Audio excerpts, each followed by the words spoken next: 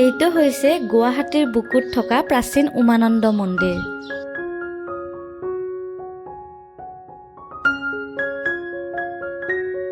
আপুনি জানেনে পৃথিৱীৰ আটাইতকৈ সৰু জনবসতিপূৰ্ণ নদীদ্বীপটো ক'ত আছে আৰু এই দ্বীপটোৰ সৈতে ভগৱান শিৱৰ কি সম্পৰ্ক?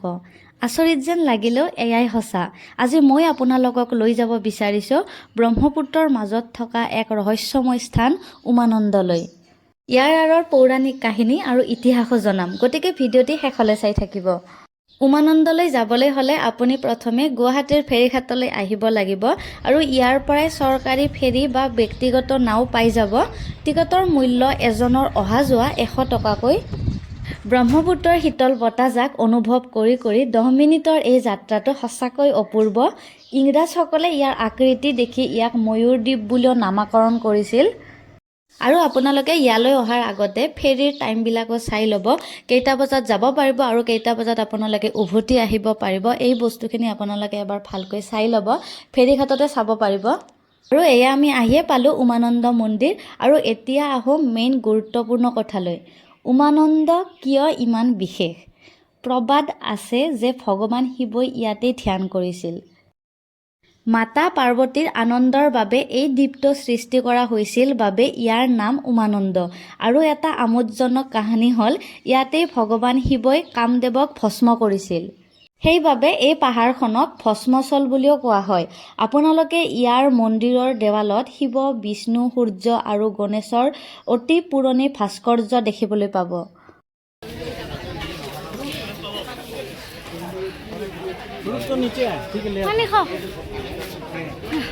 তলৰ পৰা বহুত ওপৰলৈ উঠিব লাগে বাবে অলপ ভাগৰ লাগিছে, একো নাই বাৰু। আৰু ইয়াতে আপোনালোকে ফুল, চাকি, ধূপ সকলোখিনিয়ে পাই যাব। আৰু ইয়াত এনেকৈ প্লেটবিলাক সাজি ৰাখিছে, এখন প্লেটত 50 টকা কৰি। আৰু এতিয়া আমি এইবিলাক চেৰি বগাই আমি মন্দিৰৰ ভিতৰলৈ যাব লাগিব।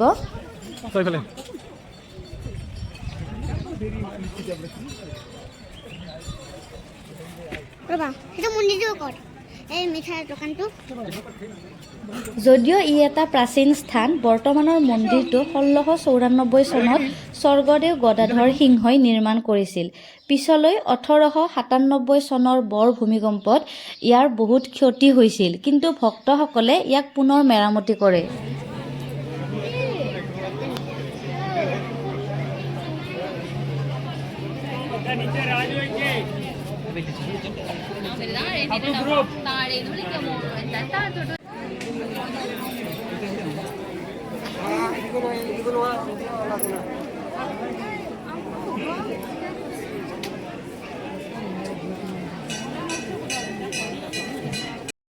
ইয়াৰ প্ৰতিটো শিলতে আহোম যুগৰ স্থাপত্যৰ নিদৰ্শন পোৱা যায়। উমানন্দৰ আন এটা আকৰ্ষণ হ'ল ইয়াৰ বিৰল প্ৰজাতিৰ সোণালী বান্দৰ। যদিও বৰ্তমান এয়া কমি আহিছে, তথাপিতো ভাগ্য ভাল হ'লে আপুনি ইহঁতক কেতিয়াবা দেখাও পাব পাৰে। তাৰোপৰি নদীৰ মাজত এই শান্ত পৰিৱেশটোৱে আপোনাৰ মনত এক সুকীয়া শান্তি দিব। মহাশিৱৰাত্ৰিৰ সময়ত ইয়াত বিশাল মেলা বহে আৰু হাজাৰ হাজাৰ ভক্তৰ সমাগম হয়। আৰু এয়া দেখিছেনে, ইমানবোৰ মানুহ এনেকৈ লাইনত আছে, মানে বাহিৰত চাকি ধূপ সকলোখিনি জ্বলাই ভিতৰত যোৱাৰ বাবে এনেকৈ লাইন ধৰিব লাগিব। মানে মই যিখিনি ভিডিঅ' বনাইছোঁ সেইখিনি হৈছে মন্দিৰৰ বাহিৰৰ অংশ। মন্দিৰৰ ভিতৰত ভিডিঅ' বনোৱা মানে নিষেধ আছে, সেইকাৰণে ভিতৰৰ অংশ মই আপোনালোকক দেখাব নোৱাৰিম। আৰু এনেকৈ এইটো হৈছে শিৱলিংগ, ইয়াতো মানুহে এনেকৈ পূজা কৰি আছে। আৰু ইয়াতো এটা আছে এইটো।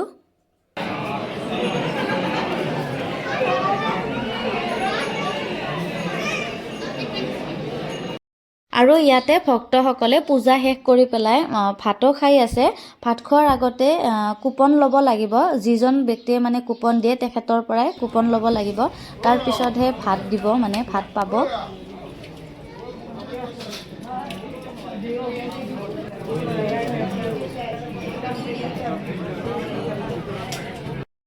মহাদেৱ শিৱৰ বাসস্থান বুলি বিশ্বাস কৰা এই দ্বীপটোক ইংৰাজে ইয়াৰ আকৃতিৰ বাবে পিকক আইলেণ্ড বুলি নাম দিছিল। লুইতৰ পাৰৰ এই সৰু দ্বীপটোৱে আমাক সোঁৱৰাই দিয়ে যে আমাৰ ঐতিহ্য কিমান চহকী।